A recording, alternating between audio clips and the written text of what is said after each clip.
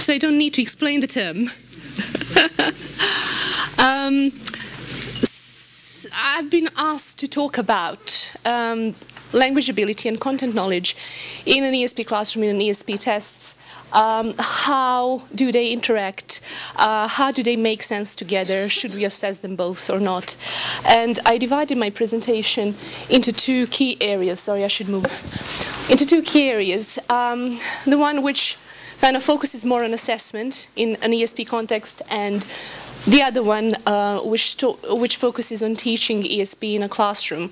So yeah, this is the product of listening to teachers, what they have to say, very experienced ESP teachers.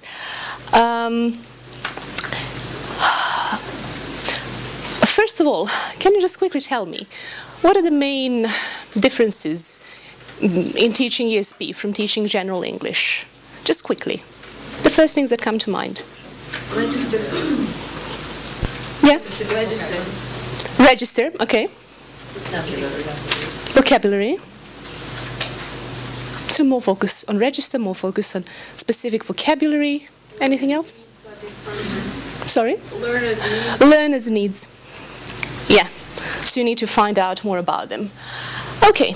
So think about parallels in terms of issues between ESP testing and ESP teaching as we go along. I'll ask you to discuss them later on.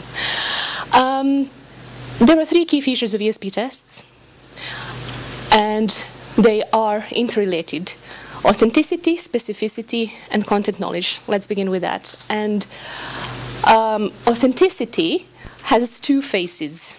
It can be situational and interactional. What does it mean? Situational authenticity of a task means that, you know, a task has the real-life quality in terms of content, in terms of language, in terms of context, the scenario it's based on. And interactional authenticity, if a task is interactionally authentic, then we say that the test takers interact with the task as they would with a similar task in real life, that they approach it in a similar way. Like, for example, in a test of reading, you would can engage maybe both fast reading and careful reading if you do it in real life, under similar conditions. So, do I need to explain this further? No. Does authenticity matter? Well, we think generally in the present day and age that it does, and not just for ESP testing, also for testing of general English. You want to replicate certain real-life conditions and real-life task features to make sure that you can actually generalize from one's performance on the test to one's performance in real life. However, it's very difficult to achieve full authenticity. Sometimes it's impossible, because for a single task in a professional context, you may take hours to do. Whereas in a test, what you want to do is you want to take snapshots, you want to sample. You want to broaden your construct coverage in order to be able to test somebody's language ability more comprehensively. So you have to find the right balance between authenticity, validity, reliability, certain things that were mentioned in the previous presentation. And I mean, of course, there are many practicality constraints: time, resources, anything you can think of. The next key feature is specificity. So you pull out an authentic task from a real-life domain that you want to plug into your test. You want to adapt it somehow. Adapt or not, depends. And that task will inevitably carry certain specific features with it. For example, specific vocabulary, terminology, for instance. And what is it that makes a task specific? It's not just terminology. It's everything that gets into a task and that comes out. So task input, reading or listening passage, speaking or writing task prompts. And what comes out is what the student actually produces, a test taker produces. Specificity can be defined as relevance and accessibility of texts, tasks, and topics to specific candidature, specific in terms of a certain professional or academic background. Now, the specific things that make a task specific could be lexis, specialized or semi-specialized. And what also matters is how much of such lexis is there. Is it explained or not? Also topic, but importantly, the treatment of the topic as well. You can have a text on astronomy, which is kind of dumbed down for lay people, and then that text wouldn't be as specific as it would for professionals in the field. Text structure also matters. In the business context, you'll see a lot of text with a problem-solution structure, and then a legal letter of advice has its own life and structure, its own beast, its own gender, and so this is something to bear in mind. Also, task, purpose, and audience. In a test of English for healthcare professionals, this is something you'll see. Basically, you'll have to bear in mind who your patient is. So you're speaking to a patient, you have to provide recommendations on a specific issue. Channel of communication also matters. Is it visual? Is it written, audio, etc.? Audio you would expect to find in a test of English for air traffic controllers. Graphs, you'll find many graphs in many disciplines, but not in some others. Some others are much more discursive, so something else to bear in mind. Source of the text also matters, could matter. And as Barry rightfully pointed out, specificity is not a black and white quality, so you can't think of it in terms of, oh, it exists or it doesn't exist. It kind of always exists to a certain extent. And this is why we can have a continuum of specificity. So towards one end, you have non-specific tests, so general English tests, which are intended for social, tourist purposes, any kind of language we use in real life. It doesn't have to be determined by profession or academic discipline. Towards the other end, the tests become more specific, such as a test of English for air traffic controllers. Now, the more you go up, the more you go to the right, towards the very specific end, then the more content knowledge may be required for addressing the tasks. And sometimes just the mere narrowness of the language in a certain domain will drive the test towards a very specific end of the continuum. And that's exactly the test of English for air traffic controllers, for example, because the context of use is very narrow, very limited, and therefore the language is as well. The test becomes then very, very specific. So the final feature is content knowledge, or subject matter knowledge, whatever you prefer to call it. So you take out an authentic task, you have some specific features. Now, in order to be able to deal with some of those specific features, you may need to have a certain level of content knowledge. So the ability to understand a specific term, for example. Traditionally, content knowledge has been seen as important not to test in general English tests. That refers to any cultural knowledge, etc., etc., so that you don't advantage or disadvantage certain test takers. But it is quite integral to ESP tests. Now, you can think of some tests which assess both language ability and content knowledge. An example of this is PLAB. Sorry, I can't remember the exact name. The acronym, you can search for the acronym on the internet. That's a test for medical professionals. Most of it is actually about testing ability to apply your knowledge of to apply your clinical skills to a practical situation, and a smaller part of it is about testing communication skills through a role play, scenario-based tasks. So you have to show whether you can break bad news effectively, appropriately, etc., things like that. But there's not so much focus on language per se, like in grammar, vocabulary, etc., unless viewed from that kind of higher ground. And there are also ESP tests which test only language ability in a specific context. Now, if we become a bit technical, you can see here specific purpose language ability. That's one's ability to use language in a specific professional context, in a business context, in a legal context, for example. And that ability consists of language ability and content knowledge. Business, legal, medical. This is why it's quite, you're in a delicate situation if you want to distinguish between the two, to tease out the two in your tasks in terms of the task focus and what you want to test and what not. So we covered the key features of ESP tests: authenticity, specificity, content knowledge. Are we okay so far? And let's look at the effect that content knowledge could have on linguistic performance on an ESP test. Previous research has shown that content knowledge can influence one's performance on a language test. So that, for example, test takers who have the relevant content knowledge do better on tasks than test takers without that content knowledge. And that applies to reading, listening, speaking, and writing. However, the influence varies, so that sometimes test takers from a specific discipline do not always do better on a task or a text from their own discipline than test takers from a different discipline. So they can do as equally as badly or as well as the others. Now, this depends on one's language proficiency and also on specificity, the level of specificity.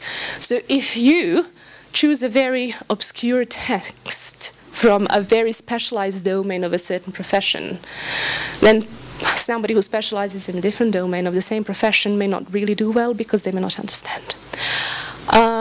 So this is something also to bear in mind. Something that is specific is not necessarily good enough for your purposes. Language proficiency. How does this influence of content knowledge vary with language proficiency? Now, previous studies have also shown that the effect of content knowledge is the strongest on intermediate level learners. So, you know, if you're an intermediate level learner and you have a fair amount of content knowledge, you can do quite well on your ESP task. If you have a basic language proficiency, your level of content knowledge doesn't really matter as much because you don't have enough linguistic material at your disposal to play with.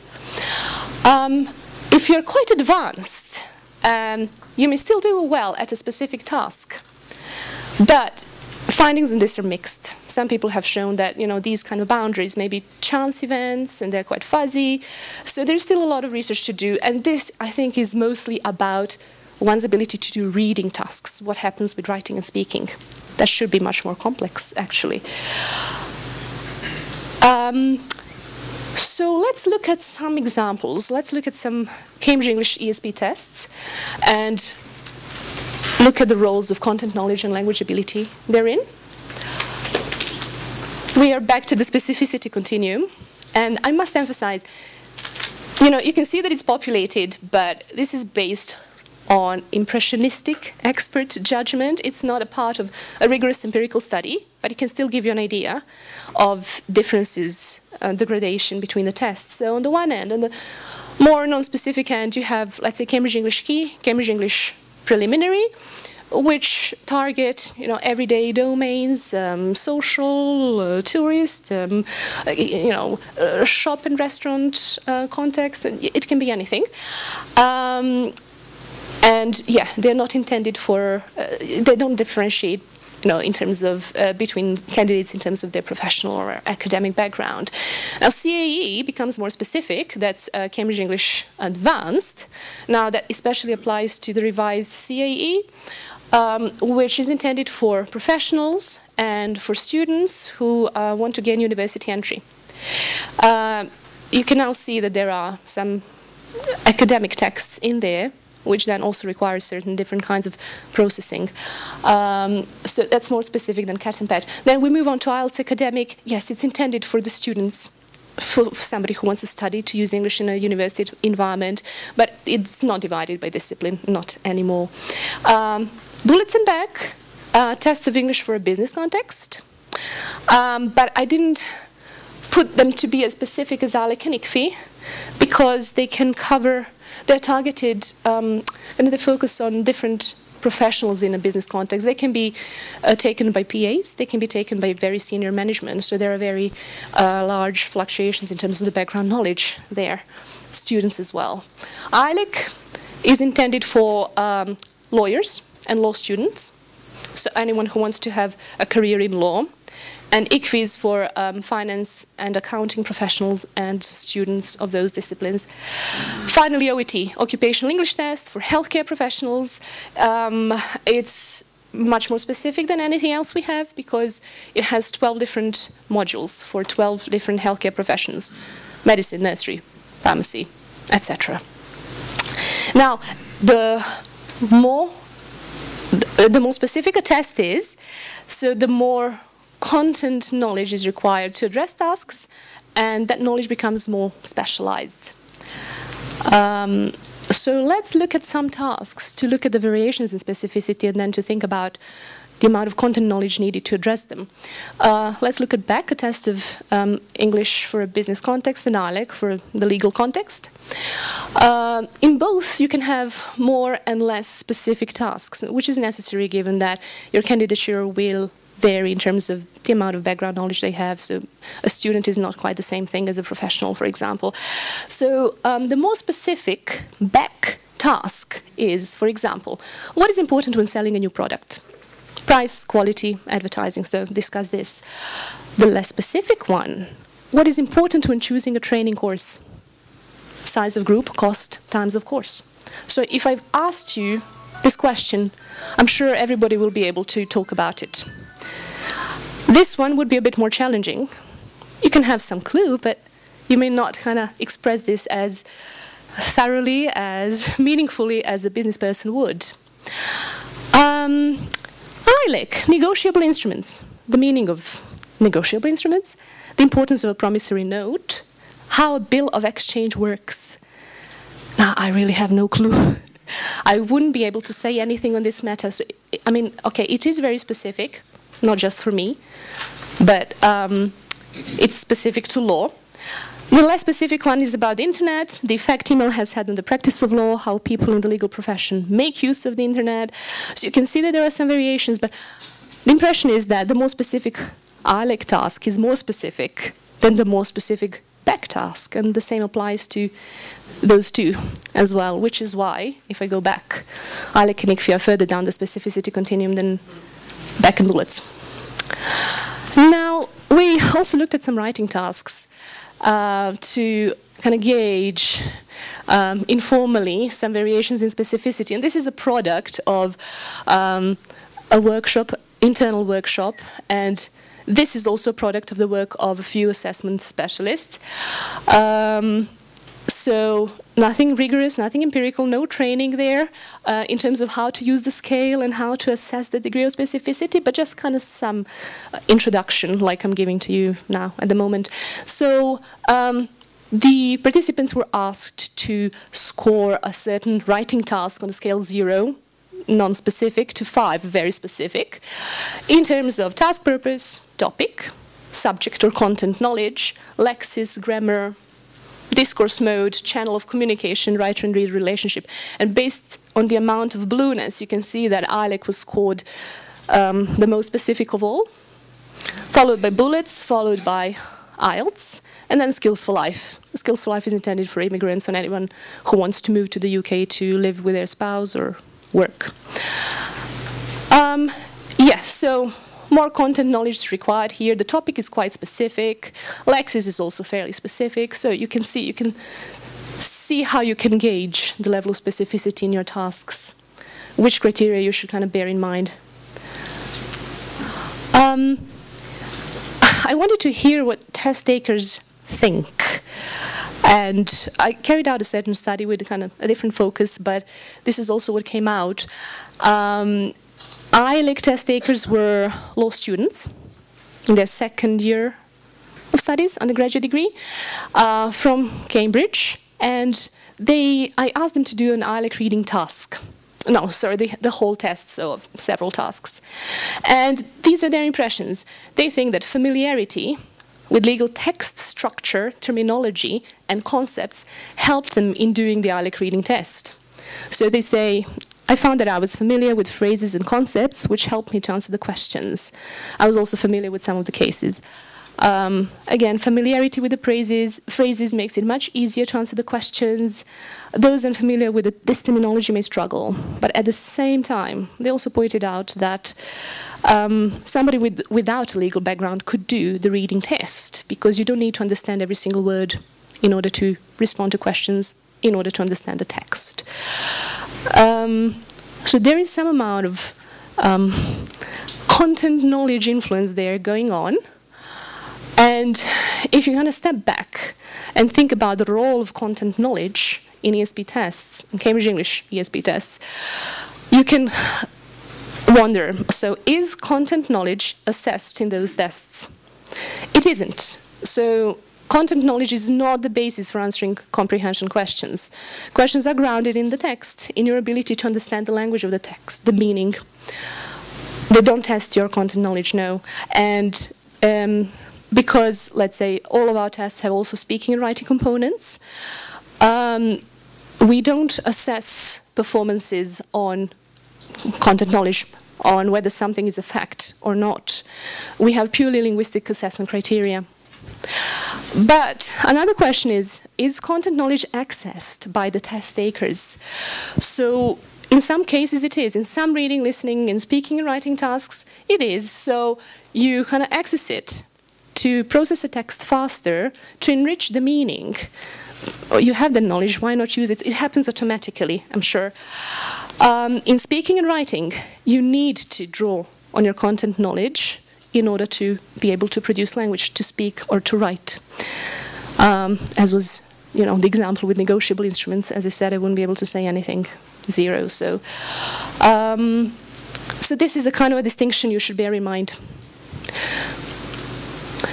So the question is, how can you separate language ability from content knowledge? So perhaps this could help. In reading and listening comprehension tasks, you can test understanding through language rather than some fine points of technical expertise. Keep your texts, well, they can be specific, but don't make them too specific, because they also have to be accessed by a range of professionals with a range of specialisms as well, and ground your questions in the text. But that applies to any test, general or ESP. Speaking and writing ability, create linguistic assessment criteria and apply them. Something like coherence, cohesion, relevance, intelligibility, appropriateness, range, etc.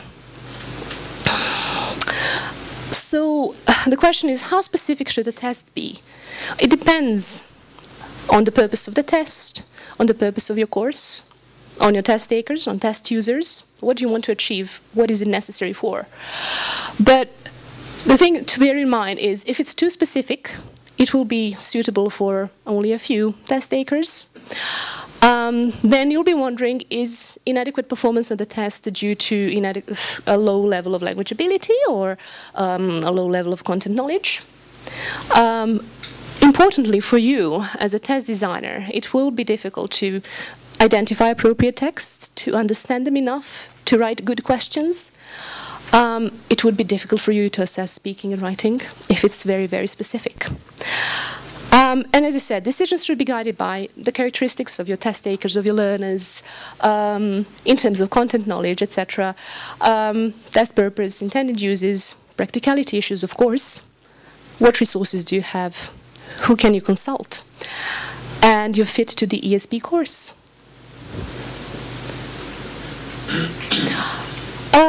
What we found very, very necessary and important to do in preparation, in test design from scratch, is first of all needs analysis. And for example, in IATEFL and IFE we did it with potential test takers, with potential test users. In IATEFL we worked with Translegal as well, who also helped us out with that, and it's a company of lawyers and linguists. With OET, Tim McNamara, who is the designer of the test, he carried out various interviews, observations at work, focus group interviews, and literature review for all those professions that the test is intended for.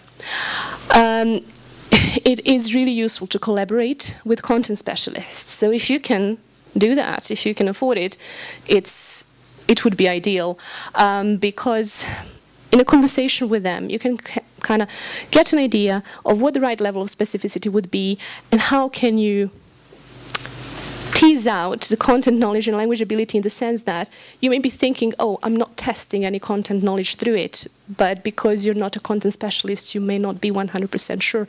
This is where they come in as well. And this is where they come in to assess jurisdiction neutrality, etc., etc.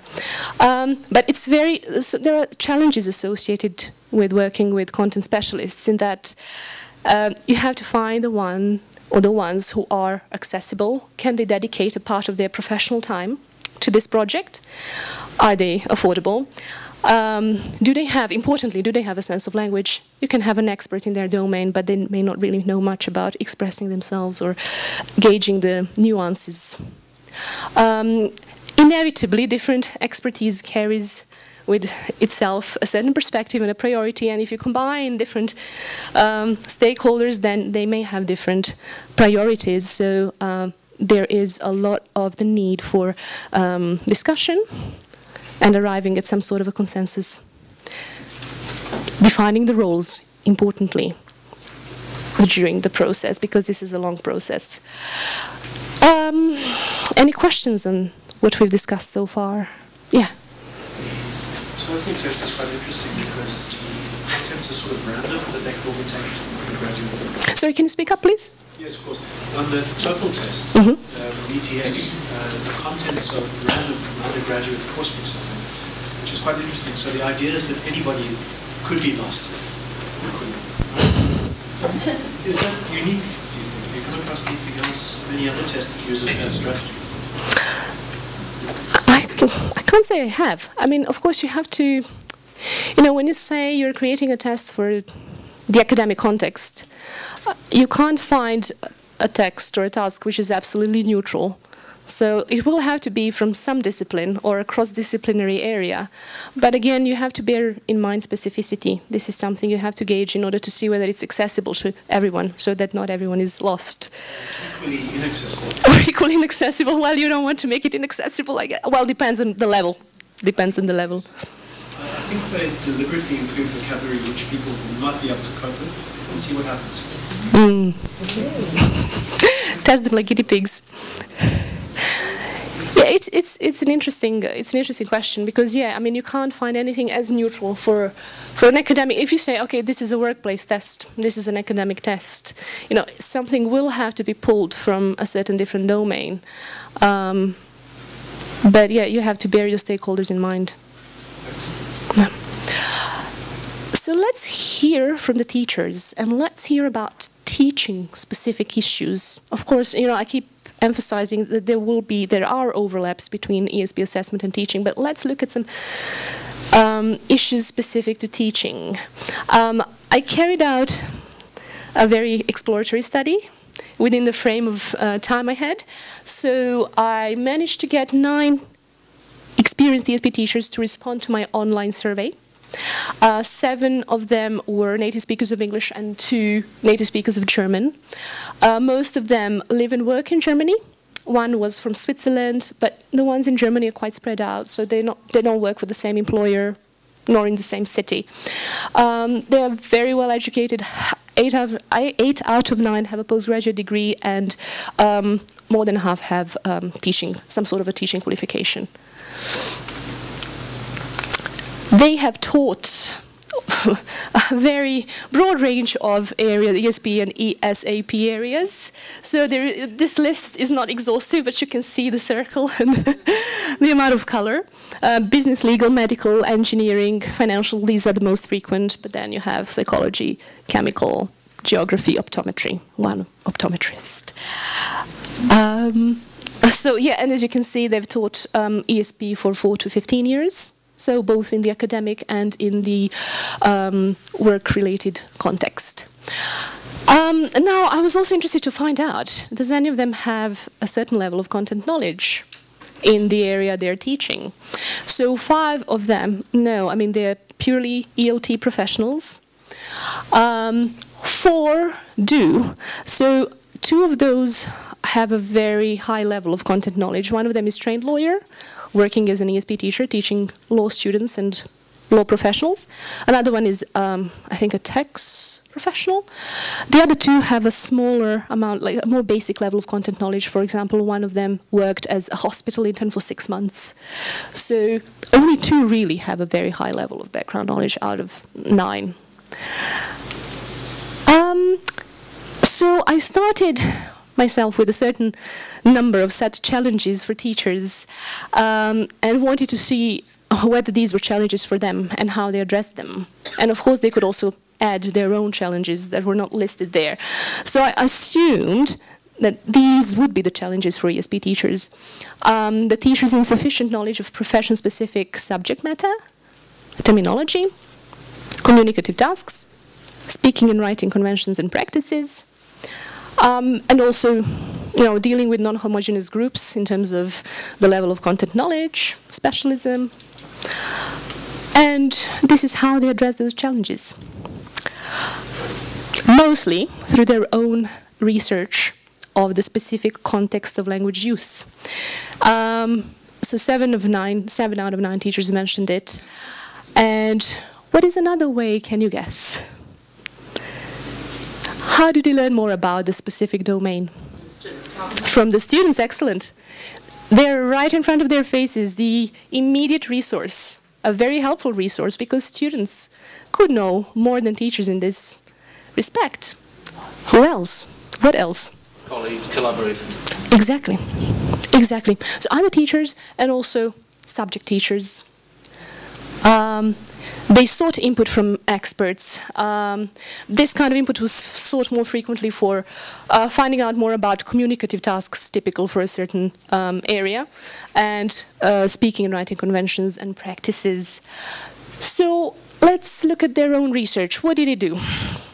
They read basic course books, refresher materials, so kind of a more basic material, but then also something more specialized, like reading papers from discipline-specific journals, be they research journals or professional journals. They used the internet a lot, specific medical websites like WebMD, NHS.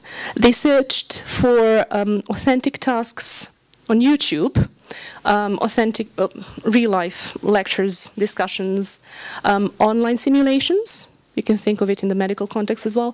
Company reports in the business context. Some of them also attended discipline-specific conferences in their departments and seminars and lectures. So one of them really summarized it really well. I research as far as I can. How did they seek input from students? Well, in this case, the student teaches the teacher. So the student can explain certain content areas and differences in discipline-specific issues, explain terms and expressions to the teacher, to the class. That way, they also improve their communication ability. They also identify discipline-specific tasks. What do they need to do? So if they're students, okay, what is it that they have to do during their course of study? What challenges may they have with those tasks? So you bring it into a classroom and you discuss it, you practice, you find your way through it together with the teacher. They also supply the teacher with material, which is quite important. Emails, letters, report, but these may carry some confidentiality issues with them, so you may, for example, not take them out of the classroom or your university. You may need to sign an agreement, etc., but it's still feasible. Another way is, you as a teacher, you can use some kind of framework material, and then students supply the content based on their interests and needs. These are my 2 favorite quotes in this area. I make the students the experts who have to teach me about the subject matter. And another one said, you can get deeper insights into the subject matter if you swap roles with your students and let them explain their professional knowledge in English. This is a win-win situation. Of course, you can carry out some formal needs analysis as well. You can survey your students, but this is also another way of doing it, on a more day-to-day basis. You're engaging in a constant communication with them. In terms of seeking input from experts, the teachers did it in this way. Some of them interacted with professionals. Okay, we schedule a meeting, I can interview you a bit, you tell me certain things, like I want to know what the key tasks are, what their key features are, who interacts with whom, for what purpose. You can also volunteer for a research experiment if that applies to your context. This teacher of English for optometry students volunteered a lot and learned a lot from that. Of course, you can draw on your personal experience as a client or a patient. But But you can also observe professionals, record conferences, lectures, discussions, sit in at meetings if allowed, and listen to phone conversations if possible, or ask professionals to record certain non-confidential conversations and other communications, and collaborate with subject teachers. They're right there for you, so hopefully they'll be forthcoming enough.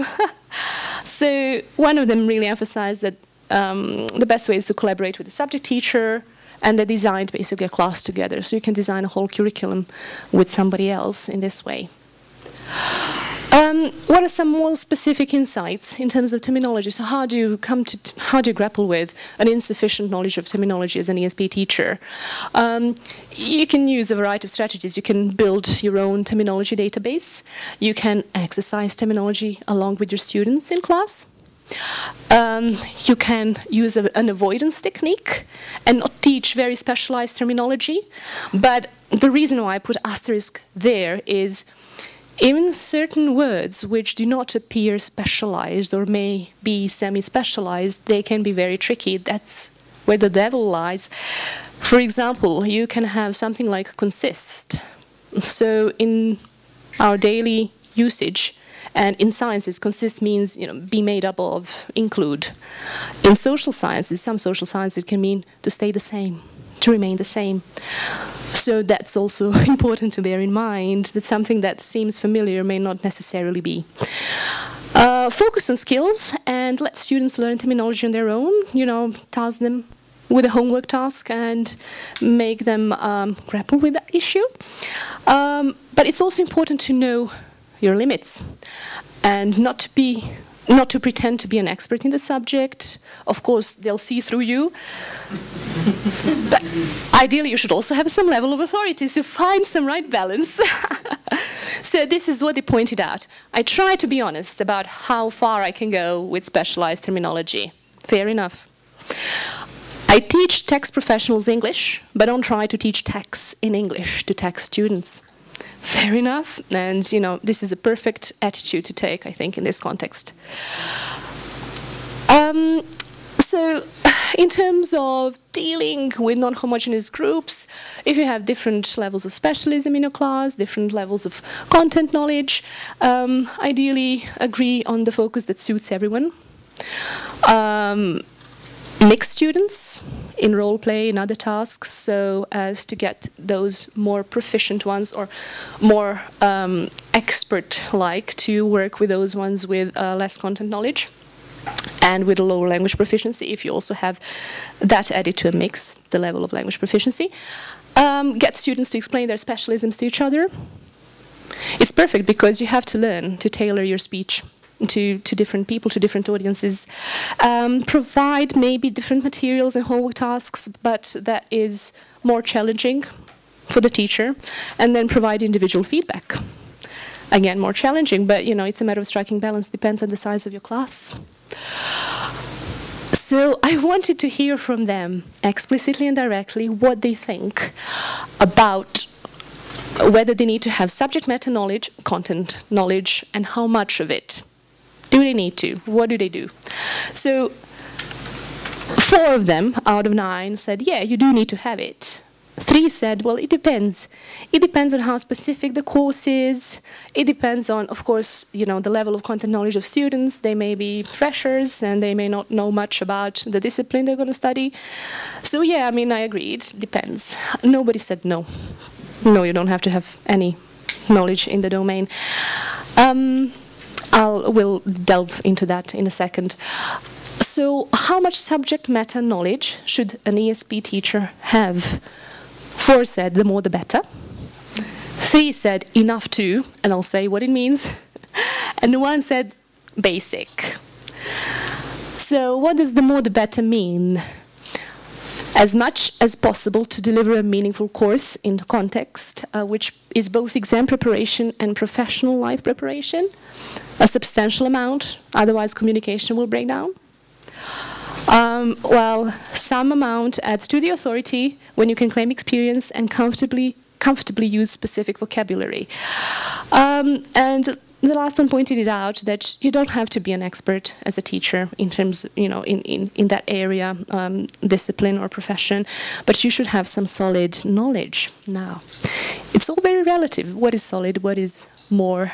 But you can get some idea of how much you would need to know to deliver a meaningful course. Some said you have to have enough content knowledge to accomplish certain learning tasks, to design learning tasks, to participate in the communication with students, to follow the discussion, and to ask intelligent questions. So, yeah. So, and even the one who said a very basic knowledge, so most of them commented that, you need to be willing to learn. You need to be interested in the subject and be willing to learn. That's the key. So some key insights from ESP classrooms is, okay, do your own research, seek input from students, they're right there for you, more than willing to help, I'm sure. Seek input from content specialists whenever you can. Find ways of getting around resource issues. Engage your friends working in a similar area, for example, or subject teachers working in your department. Now, more insights. Be open. Don't pretend. Explain you're a teacher, not a biologist, not a doctor. Accept students' advice, because, as I said, they may know more about you in certain domains. Accept their opinions. Exploit your lack of knowledge. Take advantage of it. Challenge students to help you out. Challenge students to explain certain concepts, certain words, and anything else specific. Be willing to learn, crucially.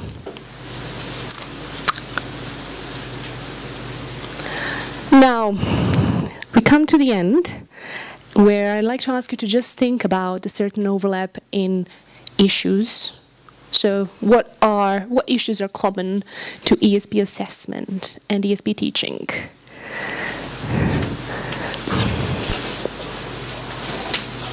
What things do you need to bear in mind? What things do you lack? How do you compensate for them? If we go back to the 3 key features of ESP assessment, like authenticity, specificity, content knowledge, how do you think that applies to the teaching context? In terms of the curriculum, so what you're teaching, the focus of the teaching, the tasks you administer.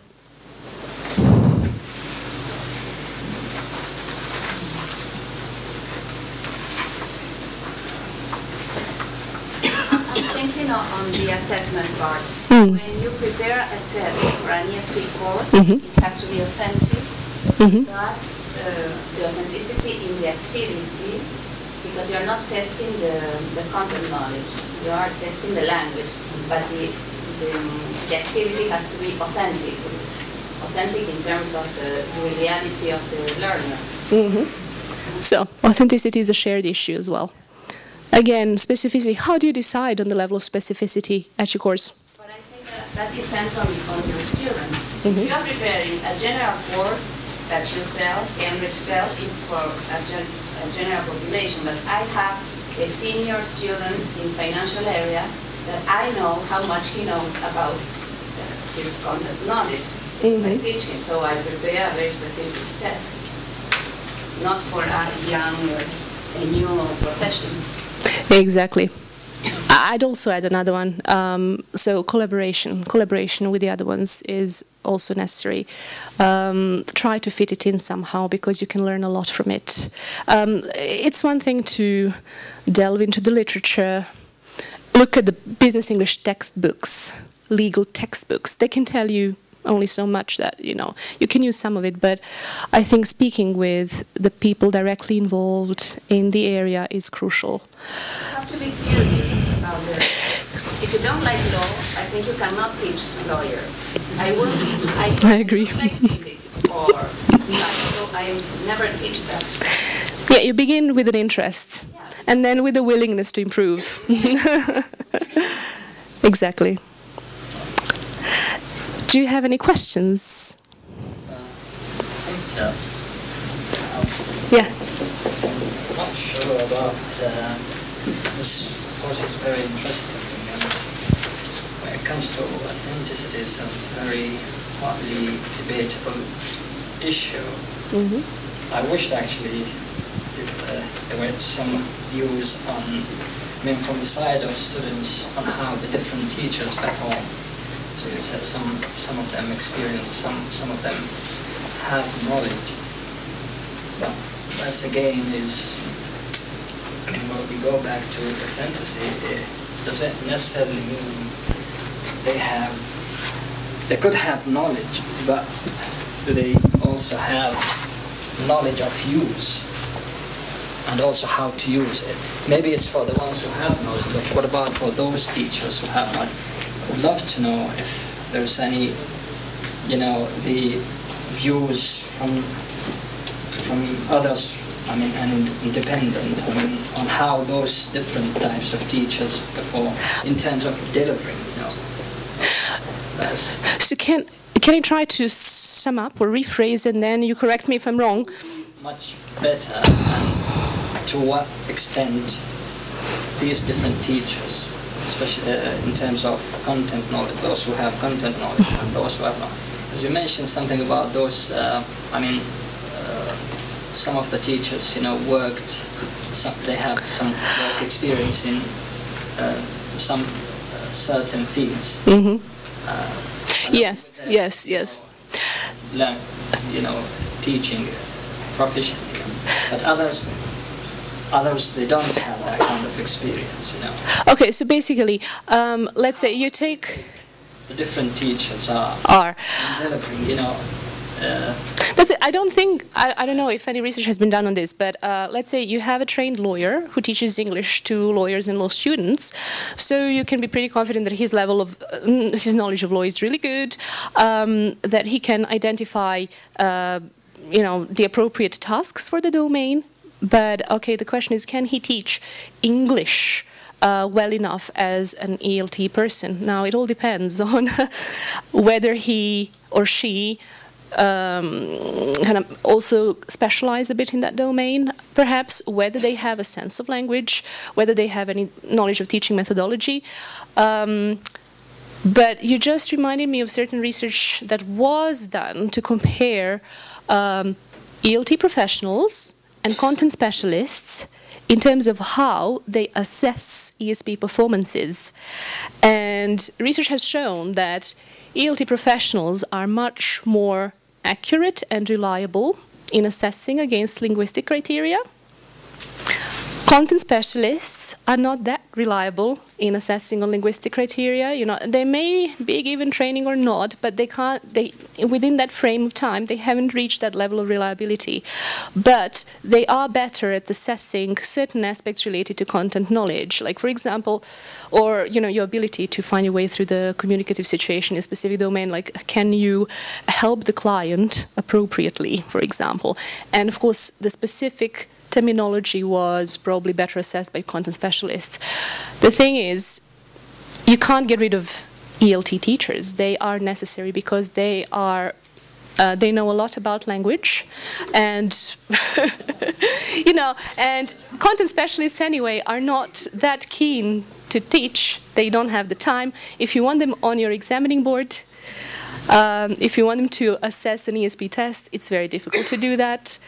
So there are many issues related to that, but there are differences in reliability, definitely. I just have a question about the physical circumstances of the testing. Yeah.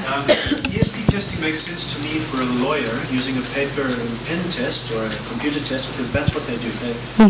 They read and they write, they correspond. Yeah. But when you're dealing with somebody like who has to work maybe in an emergency room, right? They're a nurse and they have to give the right instrument to the doctor, and if it goes wrong, there's a problem.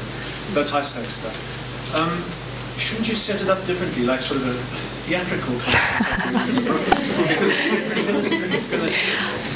It's a good question. Yeah, they do it in some cases. They also have role plays. So I mean, it depends on how far you can take it. But I know that OET definitely has a role play, and the examiner plays a difficult patient. For example, you have a face-threatening situation, and you have to communicate with the patient effectively be judged on a linguistic assessment criteria, but you're still in a situation which is kind of more real life than just the examining situation. Tell me what your area of specialism is, what are the key issues, etc., etc. So yeah, it is important to do these kinds of things and tailor your test or the modules of the test to different test takers based on what is relevant for them. Noise or time limits or confusing speech or mistranslations. Think also about, let's say, a test of English for air traffic controllers. You can't just sit with them and speak face to face and then say, okay, this is your language ability, you're perfect, you can get in. So it should be ideally audio. You can't see the person. And then, of course, you would want some background noise as well, ideally. Little story for you in relation to the difficulty of replicating real life, however much you try. I ran the first EFF course in England, which is English for footballers. And we divided the course into survival English, social English, and the professional side, the specific side, training language and on-the-pitch language. And on-the-pitch language, there's a lexicon of about 200 words, amazingly. Words that in other contexts you would think would be different. So banana and slice and scissors and nutmeg, they're football terms as well as kitchen terms. And we thought, okay, we're going to achieve perfection. It's the only course I've ever run where the manager of the football club involved said, money's no object. You know, you've got to get them functioning well. And so we went down on the pitch, and the on-the-pitch language, it was obviously listening and speaking skills, and we just replicated situations. And we thought, we've got it. We've done the perfect test to reflect a well-designed course. It didn't work. We'd forgotten two crucial things. One, when you've got a crowd of 45,000 people making a noise, the conditions for listening are different. We hadn't replicated that. And the team of the time, it was a one-to-one course for a particular Yugoslav international footballer. And the Norwich City team of the time contained a Glaswegian centre-half, a Liverpudlian centre-forward, and so on. So even when you try really hard, it can be very, very difficult to replicate real life in a test situation. It's true. It's true. Here's a perfect example. I'm sure you'll remember this. Any more questions or anecdotes? Anecdotes are also very welcome. Yeah.